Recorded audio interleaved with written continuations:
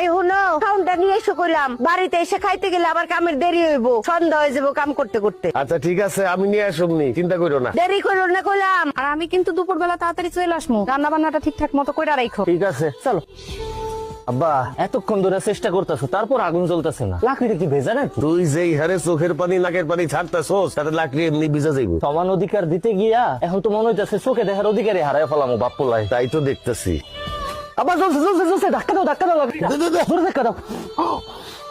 ও ভাবি, আপনি কে? কিস্তি ভাবি কই? আপনি আলিফের বউ না? হ, আমি আলিফের বউ, কিন্তু আপনার বউ কই? বাপের বাড়িতে গেছে। ভাই আহে নাই, আপনি এসেন কেন? আরে ভাই, প্রত্যেকদিন কি আপনার ভাইরই আসতে হইব? তার অন্য কোনো কাজ থাকতে পারে না? শরীর খারাপ হইতে পারে না? আগামী 15 দিন আমি কিস্তি তুলবো। ভাবি তো 3 সপ্তাহ কিস্তি বাকি, তাড়াতাড়ি টাকাটা দেন। 3 সপ্তাহের কিস্তি রেডি করে আছে, আসেন। কই? টাকা তো ঘরে। তো নিয়ে আসেন। আরে বাড়িতে এসেন, নাস্তা করবেন, কথা বলবেন, আসেন তো ঘরে আহেন। মানে কি? কিস্তি 3টা জায়গায় 6টা দেবো, 3টা খাতা উঠবেন আর 3টা আপনার জন্য বোনাস। ও তো বাপের বাড়ি, বুঝেন না? হরামির বাচ্চা, তুই এসব কি কইতাছ? কিস্তি দেবো, আসেন না একটু ভিতরে। তোরে জুতোটা দিয়া পিডামু, তোর কিস্তি আলিফ আইসে নিব।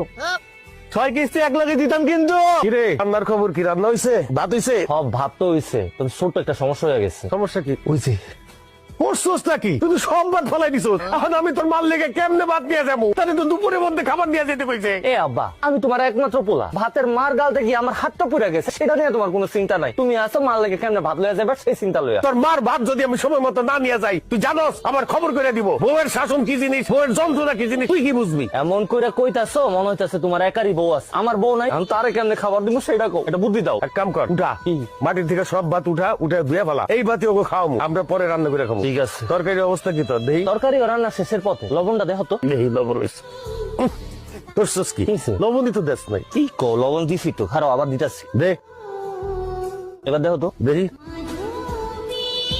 হয় নাই তো, আরো দে।